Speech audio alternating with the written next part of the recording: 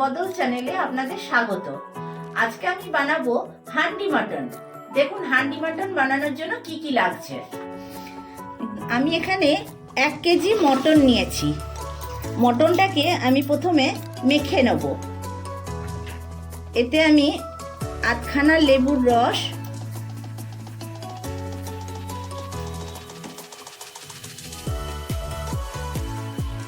এক 100 গ্রাম টক দই,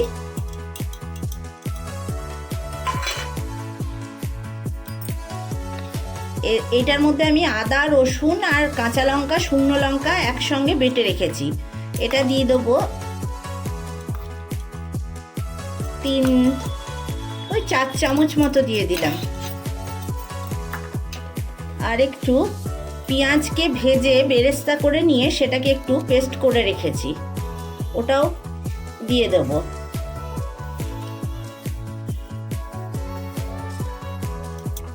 জিরে গুঁড়ো 2 চামচ, ধনে গুঁড়ো 2 চামচ, আর দেবো সামান্য একটু লাল লঙ্কার গুঁড়ো, আর দেবো স্বাদ মতো লবণ,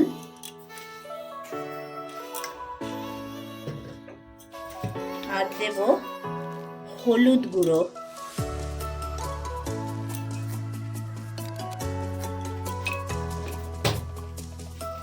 পেঁয়াজ কুচি, কিছুটা পেঁয়াজ আমি বেরেস্তা করে দিয়েছি আর কিছুটা আমি কুচনো পেঁয়াজ দিলাম।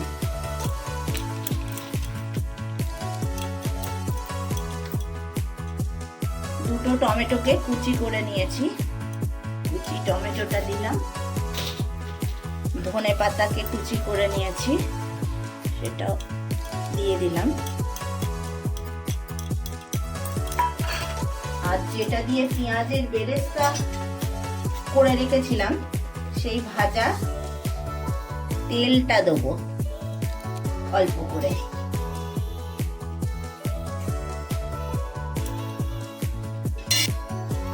এবার সবটাকে ভালো করে মেখে নেব।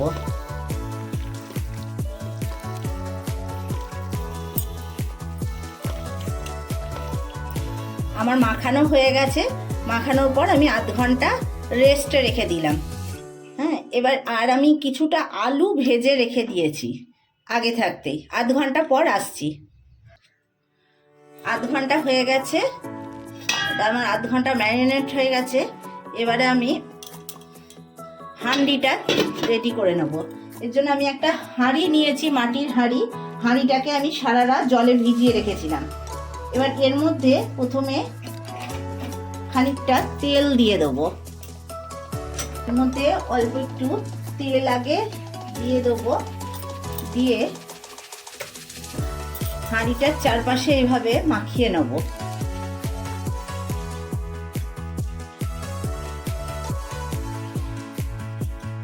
মাখানো হয়ে গেছে। এবার খুব সাবধানে গ্যাসটাকে জ্বালিয়ে দেব।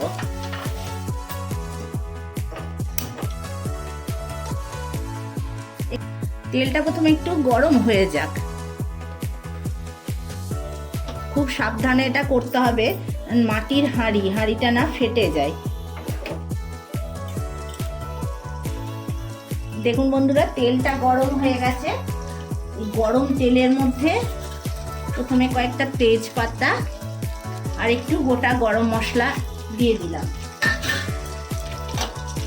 দিয়ে খুব আস্তে একটু নাড়াচাড়া করে নিয়ে মটনটা এর মধ্যে দিয়ে দেবো। এবার এর মধ্যে মাখানো মাংসগুলো আস্তে আস্তে দিয়ে দিচ্ছি।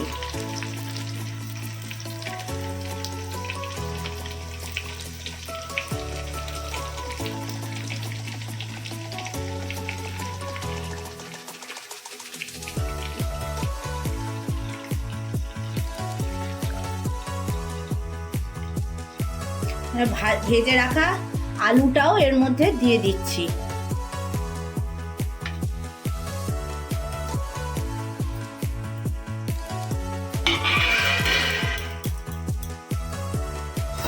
এবার খুব সাবধানে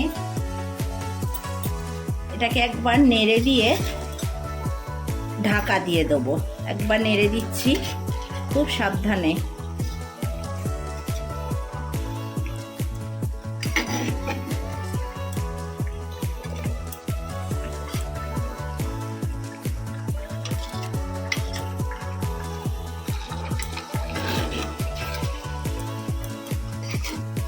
এবার এর মধ্যে একটু মশলা ধোয়া বা জলটা দিয়ে ঢাকা দিয়ে দেবো।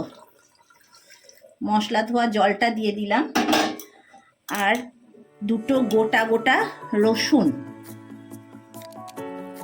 এর ভেতরে ভরে দেবো। এই রসুনের স্বাদটা খুবই ভালো লাগে।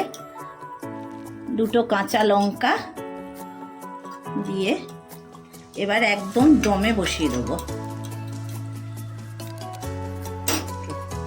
এবার এটাকে ঢাকা দিয়ে মোটামুটি 40 মিনিট রান্না হতে দেবো, একদম কম আছে। আঁচটা কমিয়ে দিলাম। 40 মিনিট পর আসছি।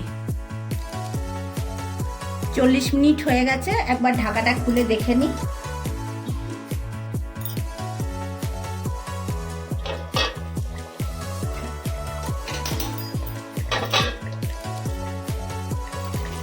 এবার নেড়ে দিই। দেখুন মাটন প্রায় হয়ে গেছে, একবার সেদ্ধ হয়েছে কিনা দেখে নিই।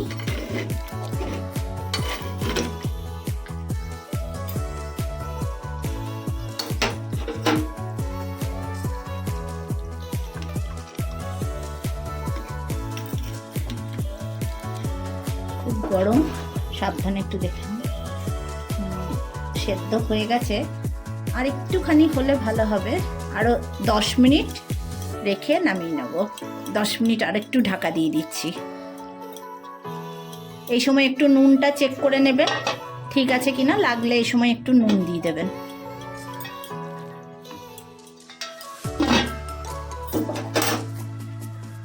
এবার ঢাকাটা খুলে দেখে নিই।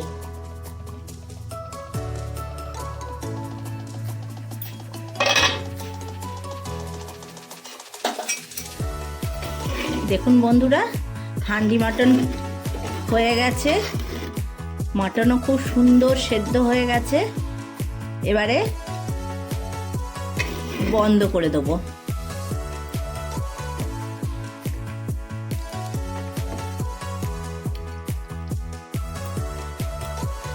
এবারে বন্ধ করে দেবো।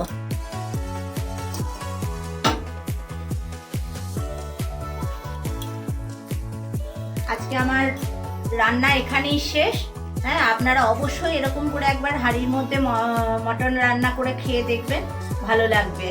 দেখুন গ্যাস বন্ধ করে দিয়েছি, তাও এখনো কিন্তু ঝোলটা ফুটছে।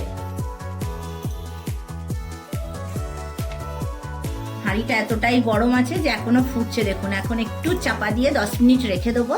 আর আমার এটা রান্না হতে মোটামুটি 1 ঘন্টা 5 মিনিট মতো টাইম লেগেছে। আজকের রান্না তাহলে এখানেই শেষ করলাম। নমস্কার।